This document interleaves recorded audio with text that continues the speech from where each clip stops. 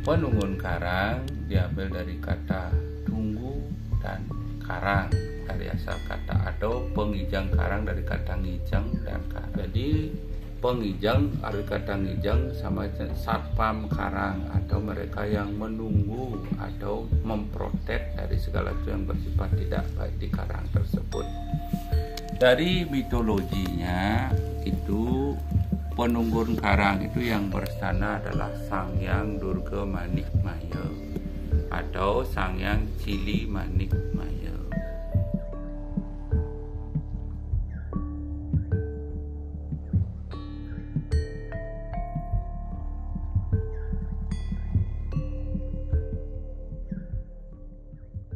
Om Swastiastu, Om Awiganam Astu, Nama Sidam Om Sidirasu Tadasu Swahom Ano Badra Kratawo Yantu Wiswata. Selamat pagi di hari yang cerah ini. Berjumpa kembali dengan saya Deresi Bagawan Semerti Kusumo Wijaya Bali di channel Bali Bercerita, membahas tentang penunggun karang atau pengijang karang.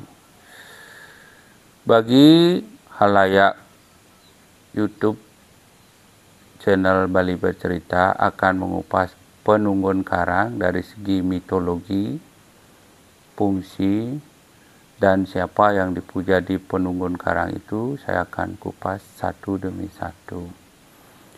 Penunggun karang diambil dari kata tunggu dan karang dari asal kata atau pengijang karang dari kata ngijang dan karang.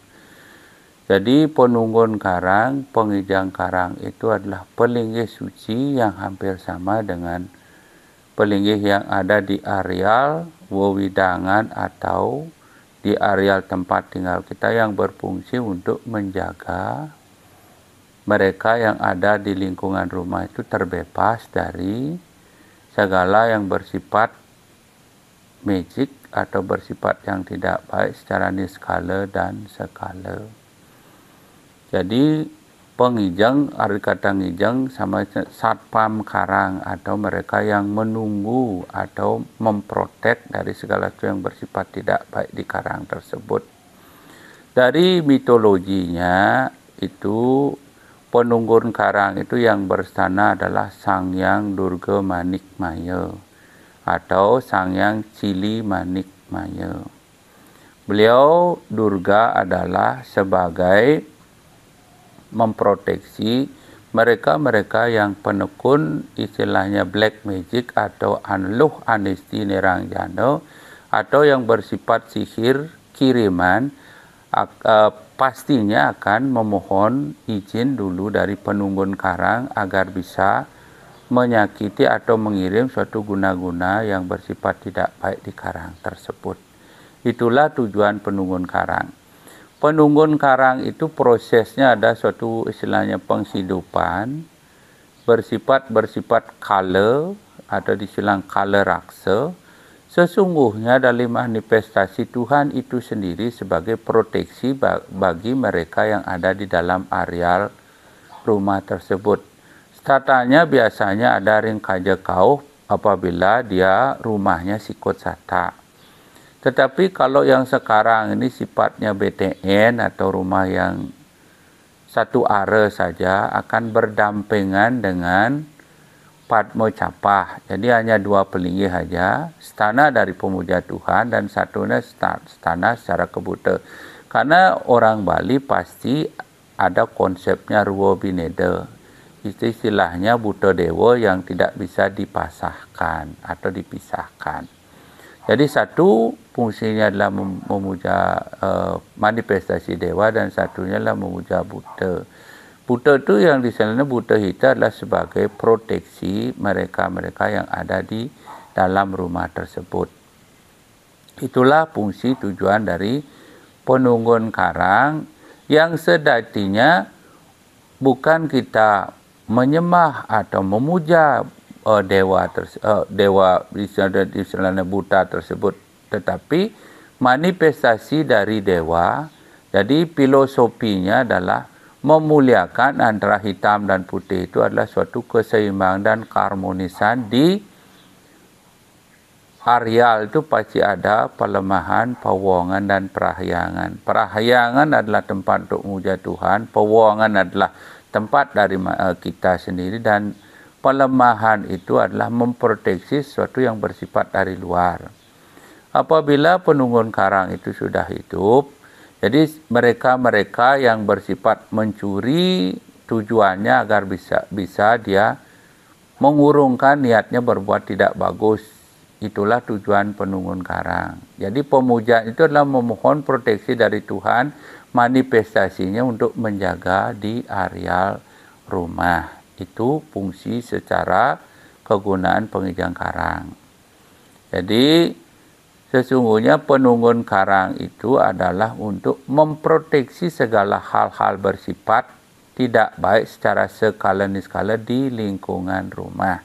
Di sini dikupas perwujudan dari Sang Hyang Durga Manikmaya atau Sang Hyang Cili Manikmaya. Sesungguhnya lontar-lontar yang mengupas tentang itu ada Ringkala Tattva atau perwujudan Siwa itu sendiri adalah anak beliau dimitologikan adalah Betara Kala dan Betara Semaya. Jadi Durga itu sesungguhnya perwujudan beliau adalah sakti dari Siwa itu sendiri. Jadi kalau membahas tentang mitologi itu kembali kepada serada kita mempercayai perwujudan dari Tuhan itu. Perwujudan beliau dipastikan berwujud menyeramkan sesuai dengan mereka yang mengimajinasikan perwujudannya. Ada yang perwujudannya ada dua, perwujudan kekerasan dan perwujudan kegomrangan. Kalau perwujudan kegomrangan yang pasti berwujudnya seram dengan bertaring yang rengah atau bertaring yang sangat tajam. Itu perwujudan Durga atau kegomrangan. Kalau perwujudan kekerasan adalah perwujudan manusia sakti. Misalnya adalah Ratu Ayu, Cangkingwi atau dibilang Barong Landung yang perwujudan perempuan itu adalah wujud kekerasan. Wujud manusia, wujud kekerasan. Wujud raksasa adalah wujud kegomrangan. Begitulah perwujudan Sang Hyang Durga Manikmaya atau Sang Hyang Cili Manikmaya. Nah, dari unsur menyeramkan itulah yang membuat orang berniat berbuat tidak baik akan mengurungkan niatnya untuk berbuat tidak baik. Ini juga ada pertanyaan, bisa nggak diganti dengan Ganesha? Ganesha itulah perwujudan dari kekerasan. Sesungguhnya pengijang karang itu sekarang kan lagi trennya ada Ganesha ada di depan rumah. Sesungguhnya Gana itulah sebenarnya perwujudan dari Durga itu sendiri. Nah sekarang wujudnya adalah kalau wujud dari Ganesha adalah wujud dari kebijaksanaan. Jadi kitalah yang mewujudkan, mensimbolkan seperti itu. Sesungguhnya pengijang karang yang kalau kita Bali secara Bali sekali adalah perwujudan beliau berada di pengijang karang tersebut. Ganesha itu dengan wujudnya kita ngeresi Gana. Ngeresi Gana itulah nanti akan berafiliasi, beliau akan bersandar di pengijang karang tersebut, tetapi tidak ada wujud simbol-simbol kearcaan di Bali. Di Bali adalah simbol-simbolnya adalah wujudnya adalah seperti bebangunan suci atau bebaturan suci.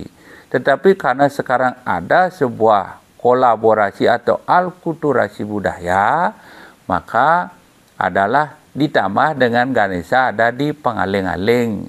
Sesungguhnya beliau dipuja di pengijang karang tersebut. Jadi Ganesha kalau perwujudan secara Bali dari Kala Tattva itu bersana di pengijang karang. Bagaimanakah agar kita terbebas, terprotek dari sesuatu yang mereka yang bersifat tidak baik atau berniat jahat masuk karya rumah kita atau kiriman dari black magic itu? Yang pertama harus kita melakukan panca bakti yang benar. Karena di lontar black magic itu barang siapa yang tidak melakukan panca bakti, wenanglah mereka-mereka itu ketadah kalau, wenanglah mereka itu mendapatkan black magic atau anisin lo nerang janum. Panca bakti yang dimaksud itu 5 bakti. Bakti kepada orang tua. Yang kedua, bakti kepada nyama kelihan. Nyama kelihan yang dimaksud itu kita harus berbakti kepada tumbuh-tumbuhan dan hewan. Karena kita ini adalah nyamuk paling cenikan. Itu yang pertama itu terlahir adalah tumbuh-tumbuhan, hewan, baru kita. Yang ketiga, kita harus bakti kepada guru nabi atau siwa sekala. Jadi perwujudan siwa sekala itu baik pemangku, sulingi kita harus wajib hormati dan berbakti. Yang keempat, kita wajib berbakti kepada leluhur. Yang kelima, wajib kepada sesuonan atau pelawatan. Di suatu tempat itu pasti adalah arca-arca, arca yang sudah disakralisasi. Misalnya barong, misalnya perlindungan Ratu Ayu, itu wajib juga kita harus bakti. Apabila bakti kepada itu, beliaulah akan berstana di penghijang karang. Penghijang karang itulah yang menguatkan. Itu secara dari kita meyakini keberadaan beliau. Dari persembahan yang terkecil itu adalah saiban. Kalau saiban itu tujuan dari penghijang karang sebenarnya adalah pengharmonisan manusia dengan lingkungan atau manusia dengan wewidangan, dan dia itu menjadi suatu keharmonisan, jadi tidak diganggu. Maka saiban itu berhubung dengan gumatat, gumitit, mereka-mereka yang tidak kalian di sana diaturkan. Saiban itu sesungguhnya caru yang paling terkecil, sebagai contoh. Maka apabila kita tidak bisa melakukan caru yang periodik, lakukanlah saiban yang periodik setiap hari. Atau kita melakukan sego atau segan. Sego itu adalah nasi pada saat purnama dalam kajang klion. Dan ada tetabuhan. Tetabuhan itu adalah mempersembahkan arak beram atau sajeng rantang. Itu akan mengundang bau yang bersifat sebagai penetralisir segala sesuatu yang bersifat tidak bagus, makhluk-makhluk astral. Dengan kita melakukan persembahan tersebut, karena kita percaya adanya hal tersebut. Segala sesuatu di Bali itu bersifat duo bineda, di mana itu ada betara, di sana juga ada buta. Itu tidak bisa kita pasahkan. Maka wujud dari bebaturan atau pelinggi suci itu wajib kita persembahkan, persembahan yang bersuatu yang berlaku sesuai dengan yang ada di Bali. Misalnya kita nyaturkan canang, saiban, segahan, dan tetabuhan. Secara umum di manakah tempat penghijang karang yang paling tepat? Kalau berbicara di sikut sata, ya pastinya dia kajokau atau klot kauh yang berdekatan dengan pintu. Kalau memang pintunya ada di sebelah barat, berarti kajak kanginnya adalah sebagai tempat untuk merajanya, berarti klod kauhnya di sanalah, atau kajak kauhnya berdekat dengan pintu, di sanalah berdirinya penghijang karang itu. Jadi di manakah tempat itu dikondisikan sesuai dengan pemedalannya dia. Sama seperti pemujinya, kita harus logikakan seperti tempat pos satpam gitu. Karena sistem penghijang karang adalah menjaga kita di areal rumah itu bukan di Utamaning Mandala, tetapi itu di Nistaning Mandala, Pak, di berdekatan dengan pintu. Hampir sama, itu hanya namanya aja beda. Atau dibilang indera belaka, fungsinya sama antara indera belaka dengan Durga Maya atau Durga Cili Maida hampir sama. Cuma kadang-kadang ada yang pelinggi itu bersifat dua. Kenapa dibilang indera belaka? Apabila karang itu ada kepanasan, misalnya tusuk sate, ada misalnya di 3 tikungan, misalnya dikelilingi, bikinlah penuhan indera belaka itu dibilang Durga. Sebenarnya tujuannya sama, cuma dua dia ada bentukannya aja beda. Ada berbentuk dengan patmo caba, ada berbentuknya seperti rumah-rumahan kecil. Itu aja yang membedakan. Sesungguhnya fungsinya adalah sama, sebagai pemproteksi, sebagai satpam sebagai beliau sebagai memproteksi dari sesuatu yang bersifat tidak baik di rumah kita. Jadi ada pertanyaan berkaitan dengan kanepat. Kalau di Bali Pasika berbicara kanepat. Kanepat itu adalah filosofi dari orang Bali. Kanepat itu ada namanya kanepat rari, ada namanya kanepat buta, ada kanepat sari, kanepat dewa. Kanda itu adalah bagaimana proses manusia Bali itu lahir. Jadi kalau berbicara penunggun karangnya juga berbicara ulu teben.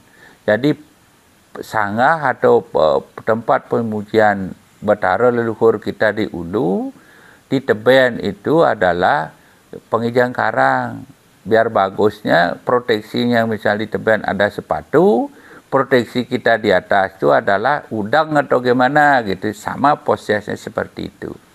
Jadi kalau kita di atas itu adalah posisi kita pengikat kepala, kalau di bawah agar kita tidak terkena itu di teben atau di kaki. Jadi prosesnya antara kaki dan kepala harus seimbang kalau berbicara di anatomi tubuh. Ada mengatakan ngodalin ring pengijang karang. Tidak juga berbicara, kalau saya pribadi, saya tidak berbicara benar salah. Karena menurut kata etimologi odalan adalah wedal. Pada saat kapan pengejang karang itu dibikin, di sanalah di upacara itu benar. Tetapi sesungguhnya odalan secara umum pengejang karang itu ada 2 hari. Pada saat tumpak wariga atau tumpak uduh. Kenapa dibilang tumpak uduh? Uduh itu adalah memberikan, istilahnya cap membolehkan atau tidak adalah uduh atau tuduh atau pituduh. Maka tumpak wariga berhubungan dengan tumpak uduh atau tumpak pituduh. Pada saat itulah kita mempersembahkan karangan kawisan di pengijang karang agar tidak mengganggu kita yang ada di areal perkarang itu, diujungkan kepada Sang Hyang Siwa Sangkara, ditujukan kepada nyamo paling kelihan tumbuh-tumbuhan pada saat hari itu bertepatan. Juga kita mengaturkan segala persembahan ke tumbuh-tumbuhan atau dibilang tumpak bubuh, karena pada saat itu kita mempersembahkan bubur. Jadi orang Bali sesungguhnya berpikirnya sangat simpel. Kalau tumpak bubuh, karena ada bubuhnya. Kalau tumpak uduh, agar kita tidak kena pituduh, agar kita tidak kena sesuatu yang bersifat tidak bagus atau colek pamor. Maka di tempat pengijang karang itu pasti ada tanda yang bersifat ada keseimbangan tapak dara. Dan satu lagi piodalannya itu pada saat penampahan galungan. Itu Sang Hyang Kalatiga juga diaturkan karangan atau segala sesuatu bentuk makanan kita hasilkan, persembahkan dulu kepada beliau sebagai satpamnya agar menjaga di areal wewidangan pekarangan kita.